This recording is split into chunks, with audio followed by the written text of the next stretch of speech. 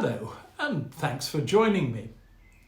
The Brazilian president, Jair Bolsonaro, the Trump of Latin America, likes to be seen as a tough guy. None of this namby-pamby tree-hugging stuff for him. So when Covid-19 first appeared, he consistently played it down. He called it the sniffles.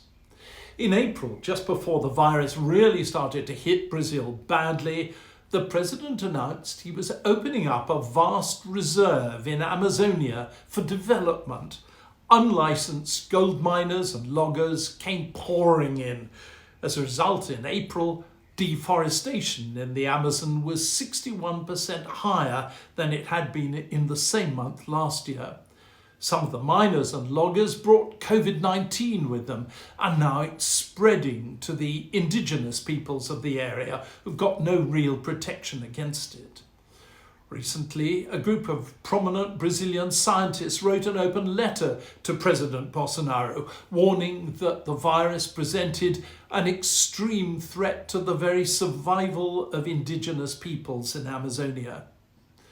So, that could be one outcome of the coronavirus pandemic on our world. Another is the effect on wildlife in sub-Saharan Africa. Over the years, some countries have been pretty successful in persuading local farmers that instead of regarding gorillas, lions, leopards and so on as threats, they should realise that eco-tourists will pay big money to come and see these animals in their natural habitat. So they should help to protect them. And it's worked really well. But thanks to Covid-19, tourism has simply evaporated, for now at any rate. More lions, elephants and rhinos have been killed, and the lockdown makes it harder for anti-poaching squads to operate. But there are other threats as well, not all of them directly caused by the coronavirus. Late last year, the South African government proposed that 32 different wild animal species should be redefined as farm animals. They included lion, giraffe, rhino and cheetah. Wildlife campaigners are afraid this rescheduling of the animals means that people will in future be able to kill them for food, especially since Covid-19 has brought real hunger to South Africa.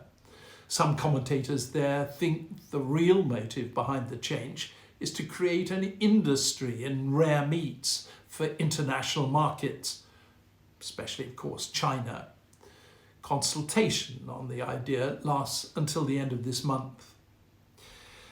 Without wanting to sound too alarmist, some scientists now think the attack on the natural world from South America to sub-Saharan Africa is going to be far harder to stop as a result of Covid-19. The day could soon be approaching when the Amazonian rainforest and its inhabitants scarcely exist, and when the iconic wildlife of Africa is just a memory. Very, very depressing. And if it happens, the scientists say, we would be unimaginably impoverished. Thanks for joining me. I hope to see you again soon.